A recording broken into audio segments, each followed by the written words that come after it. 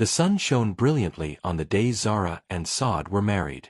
Clad in an ivory lehenga laced with gold embroidery, Zara looked every bit the radiant bride. Her smile was genuine, her eyes hopeful as she walked toward the man she had loved since university days. Saad stood waiting at the altar, his gaze fixed on her with a kind of softness that spoke volumes. For them, love had never been a secret. From lecture halls to late-night study sessions, their bond had blossomed over shared dreams and deep respect. Their decision to marry, though rooted in love, hadn't come without resistance, not from Zara's side, but from Saad's. His family had always been rigid in their ways. His mother, Begum Sugra, was known for her sharp tongue and firmer beliefs, while his younger sister Shazia was spoiled and possessive, often viewing Zara as an intruder rather than a sister-in-law. At first, they masked their disapproval under forced smiles and formal congratulations. But even during the wedding festivities, Zara felt the undercurrents. When she reached out to touch her mother-in-law's feet in a respectful gesture, the woman flinched ever so slightly before placing a hand on her head, cold and brief. During the Mendi, Shazia made a snide comment about Zara's sleeveless dress being too modern for a daughter-in-law. But Saad stood by her, brushing off the coldness as nerves, promising that with time, things would change. "They just don't know you yet," he whispered one night as they sat on the rooftop watching fireworks. "Give it time. I'll always be here." And in his arms, Zara found her courage. The early months of marriage weren't easy, but they had each other. They moved into the family home out of obligation, sharing meals and spaces with people who barely acknowledged Zara's presence. Despite this, Zara remained polite, often going out of her way to help around the house, hoping to earn some affection. Some days, she'd prepare tea just the way Begum Sugra liked it or compliment Shazia's outfit. But every effort was met with either silence or sarcasm. Then came the news of Zara's pregnancy. Her hands trembled as she held the positive test, a mix of joy and nervousness flooding her. Saad lifted her in excitement, kissing her forehead, his eyes moist with happiness. He began planning everything: baby names, nursery ideas, doctor visits. But the celebration stopped at the bedroom door. When they told his family, the reaction was far from joy. The mother-in-law's expression stiffened. "Let's pray it's a boy," she muttered before leaving the room. Shazia didn't even pretend to smile. Zara's heart sank. That was the moment she understood. Her child, her body, her joy. It would all be judged by people who saw her not as family, but as a vessel for their expectations. Saad still held her close and said they would make it through anything together. But Zara could feel the distance already forming, not between them, but between her and the house she was supposed to call home. The house was eerily quiet the morning Saad wheeled his suitcase toward the front gate. He was leaving for a 6-month project in Lahore, a promising opportunity that could fast-track his career. Zara had insisted she would be fine, that she'd manage with his family until he returned. But even as she smiled and kissed him goodbye, a knot formed in her stomach. She stood at the doorway as his car drove away, her hand unconsciously resting on the curve of her belly. She was barely 3 months pregnant, and already the world felt heavier without him. Life without Saad shifted quickly. Within days, the house that once echoed with his laughter turned cold. Zara found herself waking up to sharp knocks on the door, Shazia reminding her not to sleep in like a princess, and Begum Sugra glaring whenever she chose to skip tea preparation due to morning sickness. Every movement was monitored, every word judged. Zara had always been modest, but modern. She wore long kurtas with jeans, preferred subtle makeup, and left her hair loose most days. But suddenly, these choices became a topic of ridicule. "You think you're still in college?" her mother-in-law sneered one morning, eyeing Zara's soft cotton shirt. "Pregnant women should be covered properly. Respect your condition." Shazia chimed in, laughing. "She thinks she's doing a fashion walk to the kitchen." And that kitchen, it became a battleground. Despite her growing fatigue and nausea, Zara was expected to clean, cook, and serve meals as if nothing had changed. When she hesitated to carry heavy pots, Shazia rolled her eyes and muttered, "So delicate for someone who wanted to be part of this family." No task was too small to criticize. If the tea was too strong, it was a personal insult. If she folded laundry late, it was a failure in upbringing. What made it worse was the constant spying. Shazia had made it her mission to watch Zara's every move. She would check her phone screen while pretending to dust the room, peek into her diary when she left the room, and then twist the details to make her look rebellious. She spends too much time on the phone, she told their mother. Probably talking to her friends, laughing about us.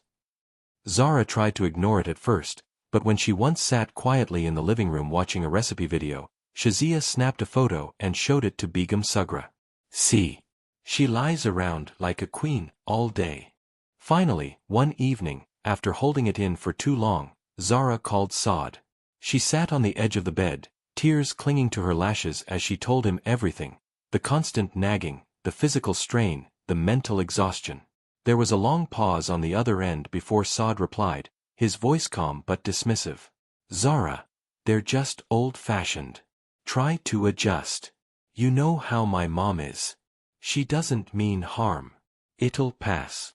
Zara bit her tongue, forcing herself not to scream. She wanted him to understand, this wasn't about tradition. This was cruelty disguised as culture. But Saad sounded so far away, emotionally and physically, that she let it go.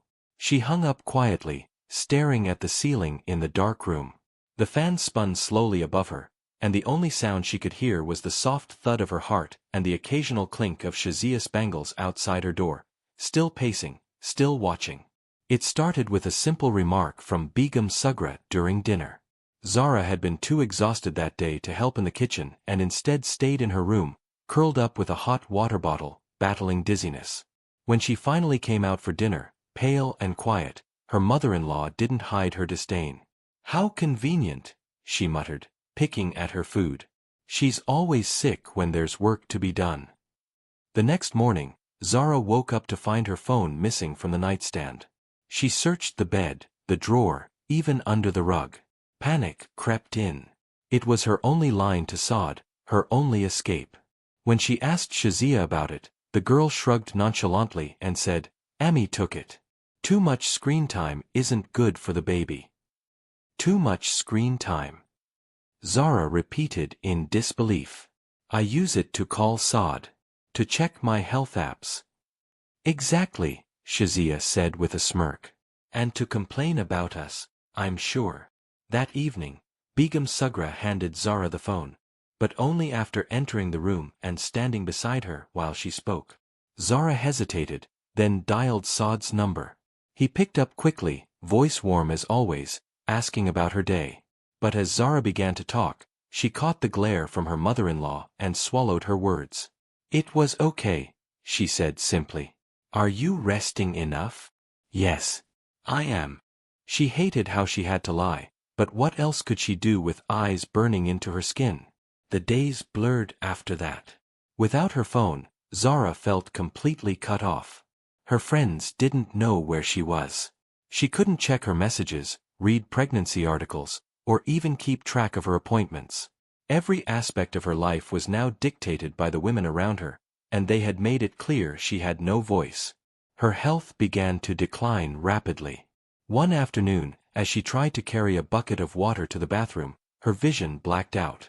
She collapsed on the floor, hitting her elbow hard against the marble tiles. Shazia screamed from the hallway, but not in concern, more like irritation. Now she's throwing drama, she called out. It took over an hour before anyone bothered to check on her. When she finally came to, her head spinning and mouth dry, her mother-in-law stood over her with narrowed eyes.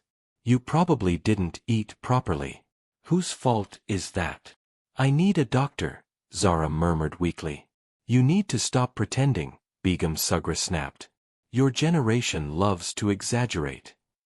When Saad called that night, Zara was once again under surveillance. She told him she'd felt dizzy, but downplayed the fall. I just need rest, she said quietly. A few days later, a neighbor saw her limping slightly and offered to take her to their family physician. Zara agreed, despite the risk of being caught. The doctor examined her thoroughly, frowning as he wrote on his pad. You're overexerting yourself, he warned. You need complete bed rest. No heavy lifting, no chores, no stress. Zara returned home with the note clutched like a shield. She presented it to her in-laws that evening. Begum Sugra glanced at it, scoffed, and tossed it onto the table. Doctors these days write anything for money. Rest. For what? You've done nothing to deserve rest.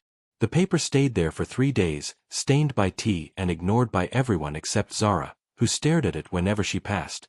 A painful reminder that even medical proof wasn't enough in a house where her existence was treated like a burden. By the end of that week, Zara had stopped asking for help. The bruises on her spirit were darker than the ones on her elbow. And for the first time, she felt something shift deep inside her. Not fear, not pain, but a slow, burning silence. It began with whispers behind closed doors. Zara could hear them. Muffled voices in the kitchen, tense glances exchanged between Begum Sugra and Shazia whenever she passed by. The air grew heavy with suspicion, and though no one said it aloud, she could feel something sinister gathering momentum. It was as if they were waiting for a moment to strike. Zara's condition had worsened. The nausea came in waves now, her limbs were weaker, and she struggled to walk without holding the wall. She barely had an appetite, but forced herself to eat whatever dry roti or rice they placed in front of her. Her clothes hung loose on her shrinking frame, and yet her belly, that one fragile part of her that still gave her purpose, was beginning to show.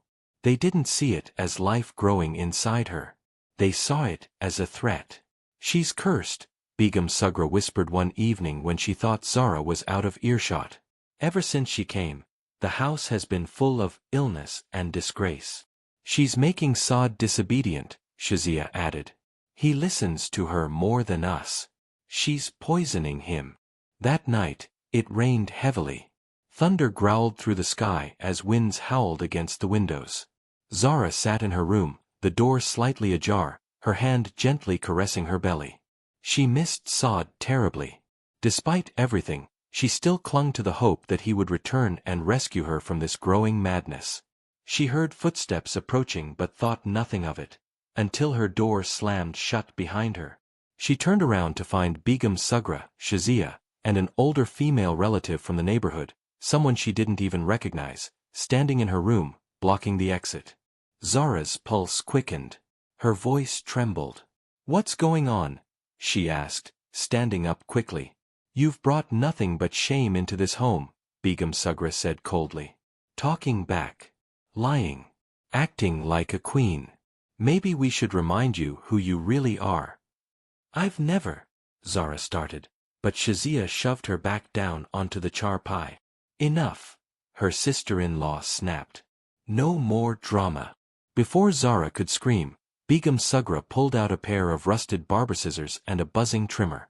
The moment her eyes landed on the tools, a chill spread down her spine. "No. Please, don't." Zara gasped, struggling to rise, but they held her down. "This is what our mothers used to do to disobedient daughters-in-law," the older woman said, adjusting her dupatta. "It humbles them." Shazia pulled out her phone, smirking. "We'll make sure you never forget it." "Please. Please, stop."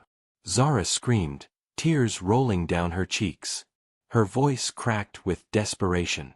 "I'm pregnant. Don't do this, please." But they didn't stop. The first chunk of hair was cut roughly, yanked from the scalp. Zara howled in pain, the sound echoing through the house, but no one came. Another cut. Then another.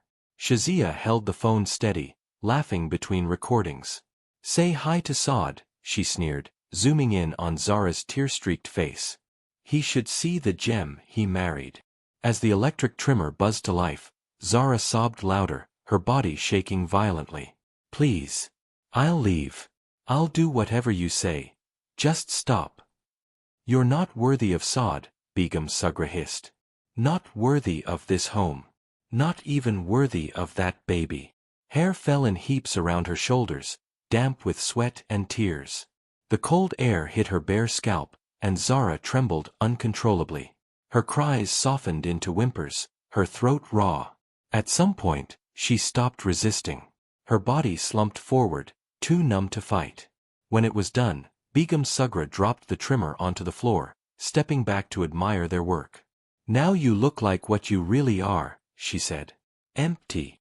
Shazia uploaded the video to a private family WhatsApp group with a laughing emoji. Zara remained seated, broken and humiliated, trying to hide her face in trembling hands, but the damage was irreversible. Her dignity had been stripped away, one cruel pass of the trimmer at a time. She sat in silence, rocking herself slightly, hair scattered like fallen leaves at her feet. All she could think about was Saad, and whether he'd still recognize her when he returned, if he returned at all. The taxi pulled up quietly in front of the house just as dawn began to touch the sky with faint hues of orange. Saad stepped out, suitcase in hand, feeling a mix of fatigue and excitement. He hadn't told anyone he was coming home early. The project had ended sooner than expected, and all he could think about was surprising Zara. He imagined her sleepy smile, her soft laugh, the way she'd place his hand on her belly and whisper updates about the baby. After months apart, all he wanted was to hold her, to be with her. He unlocked the gate and stepped inside, the house still cloaked in early morning stillness. But something was wrong. The silence wasn't peaceful, it was hollow, too heavy. As he moved down the hallway, a sound pierced the air. A scream. High-pitched. Raw. Familiar. Zara. He dropped his suitcase instantly and ran. The scream grew louder as he neared the room. His heart pounded in his chest. He threw open the door, and what he saw stole the air from his lungs.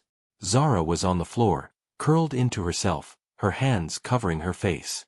Her hair, no, not hair, what was left of it, lay around her like wilted petals. Her scalp was bare, jagged patches where rough blades had grazed skin. Her dupatta had fallen aside, and she was trembling uncontrollably, her breath coming in short, gasping sobs. Begum Sugra stood over her, holding a pair of buzzing clippers, while Shazia pointed a phone camera directly at Zara's face. They were so focused, so consumed in the act, they didn't notice Saad until he roared. "What the hell is going on?" The room froze. The trimmer fell to the floor with a dull thud. Shazia fumbled with her phone, her smile vanishing into sheer panic. Begum Sugra turned slowly, her face draining of color. No one moved. No one spoke. Saad's eyes locked onto Zara. Her arms dropped just slightly, enough for him to see the tear-streaked ruin of her face. Her eyes met his for a brief moment, wide with disbelief, then she burst into another wave of sobs. He rushed forward and knelt beside her, gathering her into his arms. Her entire body was shaking, and she clung to him as though afraid he would disappear again. "I'm here," he whispered over and over. "I'm here, I'm so sorry." Her fingers gripped the fabric of his shirt. She didn't speak, she couldn't. But her tears soaked into his chest like ink on cloth. When he looked up again, rage burned behind his eyes. "You did this to her?" he spat, rising slowly, keeping Zara close to his side. "You humiliated my wife like this? While she's pregnant?" Begum Sugra stammered. "She was disrespectful, bringing shame." "She is my wife," he shouted. "She's carrying my child. And you shaved her head. What kind of monsters are you?" No one dared respond. Saad turned back to Zara, brushing a trembling hand over her bare scalp, swallowing the bile rising in his throat. Then he wrapped his arm around her tightly. "Pack whatever you need," he said softly to her. "We're leaving this house. Today." The living room was a storm of tension. Zara sat on the sofa, wrapped in a shawl, her head still bare, her eyes swollen from crying. Saad stood like a wall in front of her, his jaw clenched, fists tight at his sides. Begum Sugra and Shazia sat across from him, not a trace of remorse in their expressions. The air was thick with silence, until Saad broke it. "I want the truth," he said, voice sharp and trembling with fury. "All of it. Why? Why would you do this to her?" His mother lifted her chin, unshaken. "Because she was destroying this house," she replied coldly. "She was always disrespecting our ways, ignoring traditions, dressing inappropriately, answering back. We had to discipline her before she completely ruined our family's honor. Discipline, he echoed, disbelief spreading across his face. By shaving her head like an animal? While she's pregnant. Shazia rolled her eyes. You're overreacting, Bai. We were just trying to make her understand her place. She needed to be humbled. Zara let out a soft, pained sound. Saad turned instantly, kneeling beside her. Tell me everything, he said, his voice gentler now. Please, Zara. I need to know. Zara looked into his eyes, searching for hesitation, but found none. And so she told him. Everything. The isolation after he left. The snide remarks, the punishments, the meals skipped deliberately, the accusations of faking sickness, the way Shazia watched her every move like a warden, and the worst, how they ignored her pleas, let her collapse, and then laughed as they recorded her humiliation. I begged them to stop, she whispered, tears falling again. I begged for you. But they didn't care. They said I was cursed. That I didn't deserve to be your wife. That I'd bring shame to your name.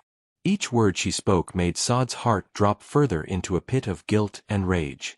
He had left her here, trusting the people he grew up with. He had ignored her subtle cries for help, told her to adjust, to endure. And now the woman he loved more than anything had been broken in his absence.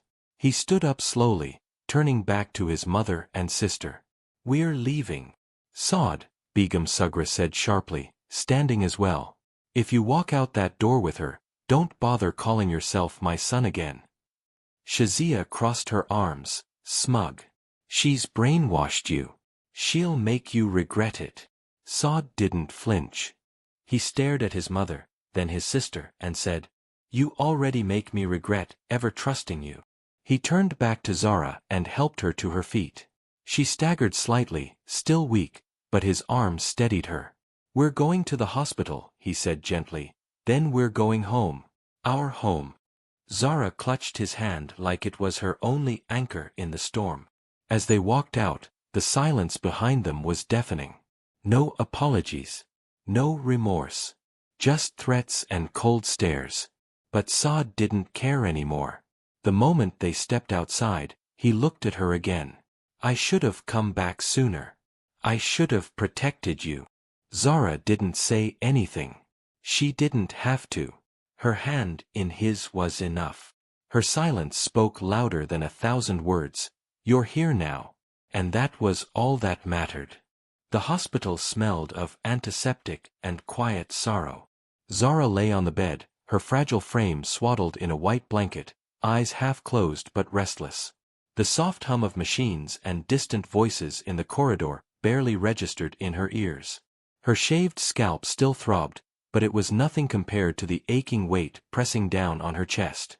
Every time she blinked, she saw flashes, the scissors glinting, the phone camera recording, the laughter, the helplessness.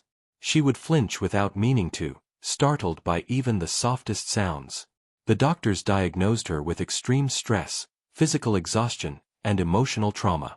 Her blood pressure was unstable, and her anxiety levels were dangerously high.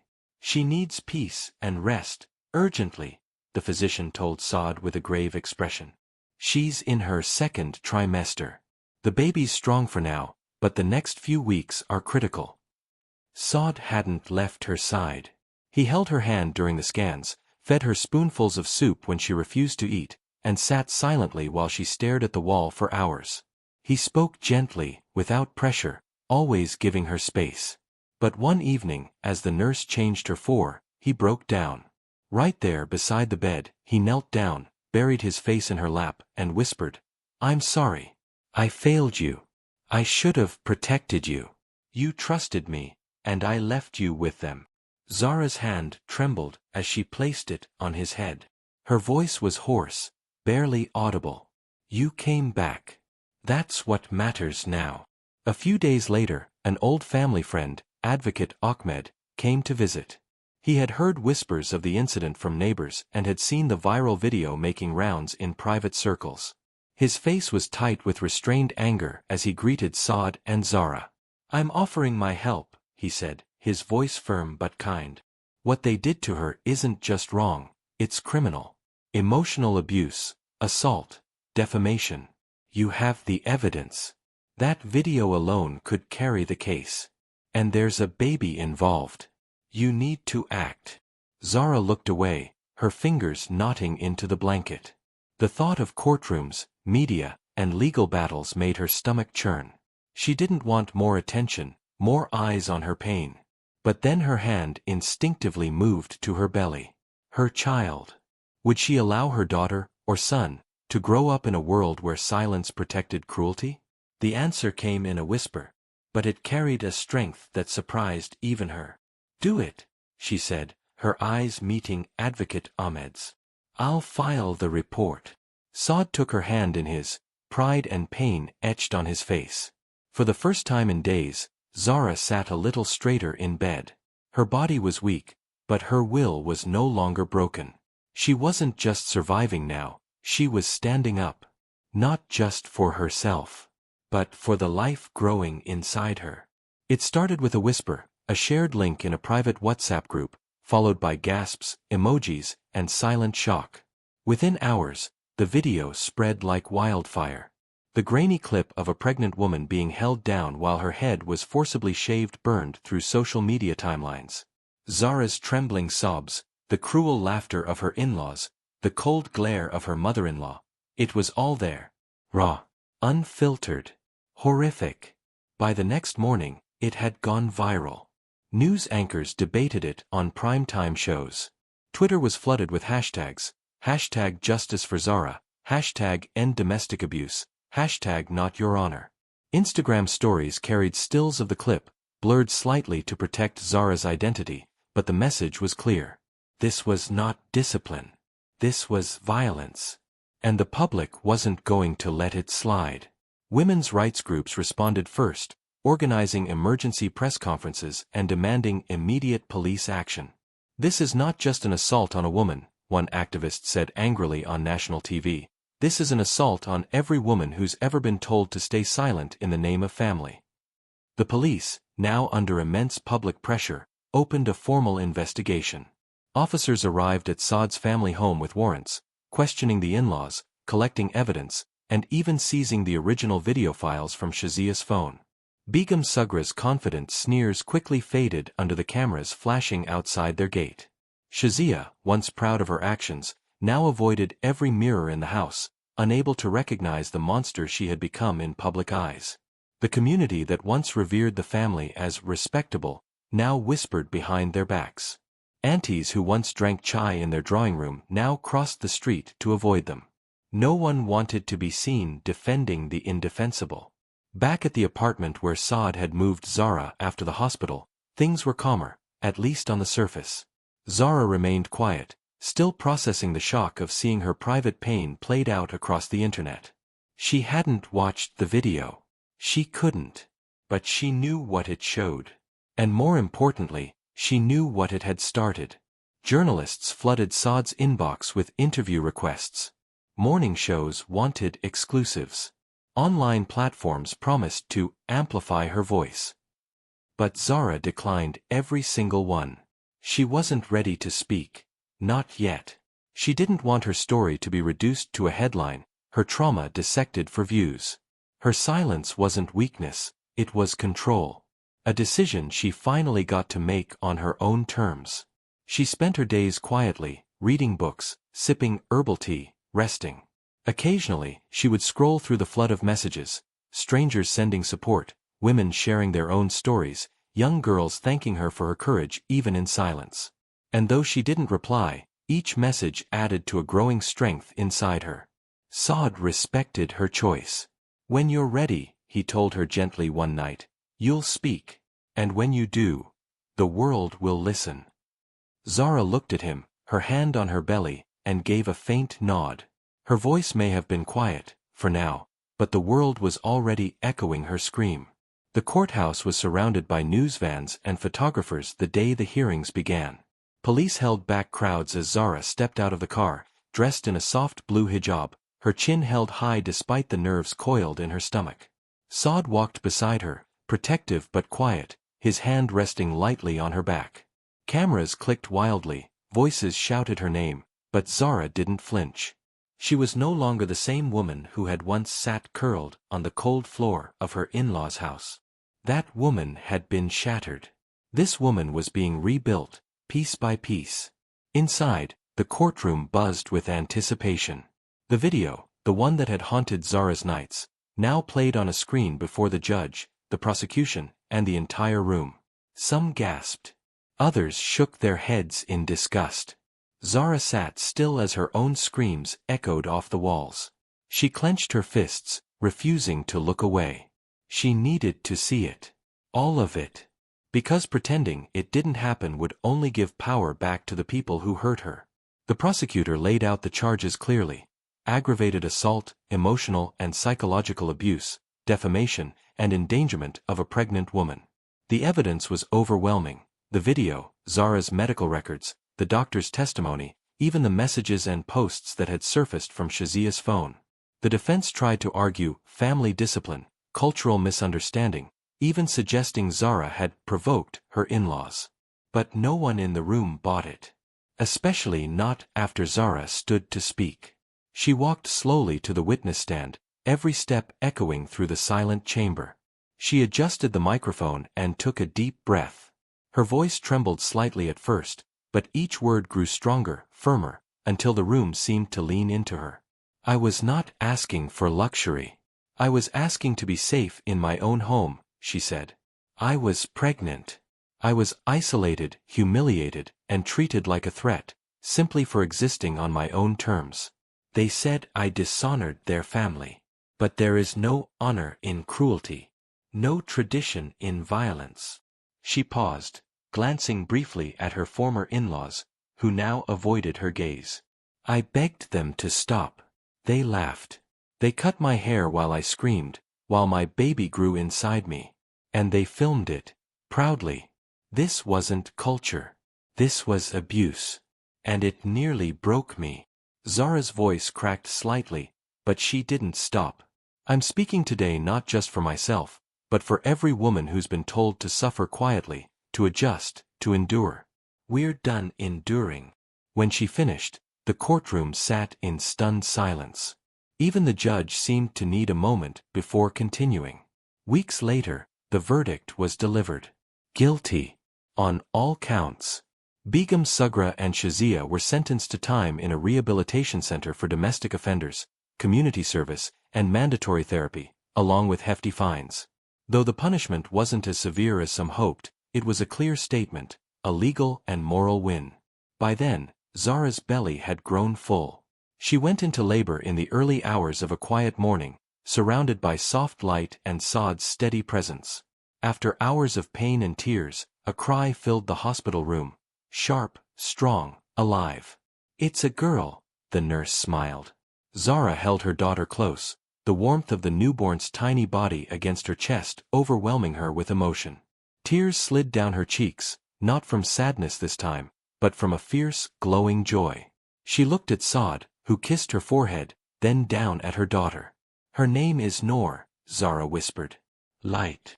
Because after everything, the silence, the pain, the shame, Zara had found her light. And this time, no one would dim it. The auditorium buzzed with quiet anticipation as Zara stepped onto the stage, the spotlight soft and golden against her skin. She wore a simple black shalwar kameez, elegant and unembellished. Her head was uncovered, still bald, but this time by choice. What had once been a mark of her humiliation had become her armor, her statement, her liberation. The room fell silent as she approached the podium. In the front row, Saad sat with baby Noor in his lap, the infant cooing softly and occasionally gripping his finger. Zara's eyes found them instantly. A brief smile touched her lips, grounding her, steadying her heartbeat. She adjusted the microphone and let the silence hang a second longer before she began. Months ago, she said, her voice calm and firm, I was held down in a room by people who were supposed to protect me. I was mocked. My hair was shaved as punishment. I was told I had brought shame to their house, for being too modern, too opinionated, too loud. For speaking. For standing. She paused, letting the words settle. They tried to strip me of my identity, to make me small, to reduce me to nothing. But I found power in what they tried to take. Murmurs of approval rippled through the crowd. Zara continued, stronger now, her voice unwavering. I stand here today bald by choice, not because they cut my hair, but because I reclaimed it. They filmed me to shame me. But the world saw the truth. And the world responded with compassion, outrage, and support. I wasn't alone. And no woman should ever feel that she is. She looked around the room, eyes scanning the faces, survivors, students, activists, mothers, all watching, many blinking back tears. There are many Zaras out there, she said. Locked in houses. Stripped of dignity behind closed doors. Told to suffer in silence. Told that tradition means obedience, and family means surrender. But I say this, silence protects the abuser. But truth. Truth sets you free. Applause erupted, rolling across the hall like a wave. Some stood. Others clapped with wet eyes. Saad rose slowly with Noor still nestled in his arms, his gaze locked onto Zara with pride brimming in his chest. Zara stepped back from the podium, her hand resting lightly over her heart. The weight of her journey was still there, scars didn't vanish. But she no longer carried shame. She carried strength. As she walked off the stage, she caught one last look at her daughter. Noor's tiny eyes stared back at her, curious, full of light. Zara smiled. She had survived. She had fought. And now she was leading the way, for her daughter, for herself, and for every woman still waiting to find her voice.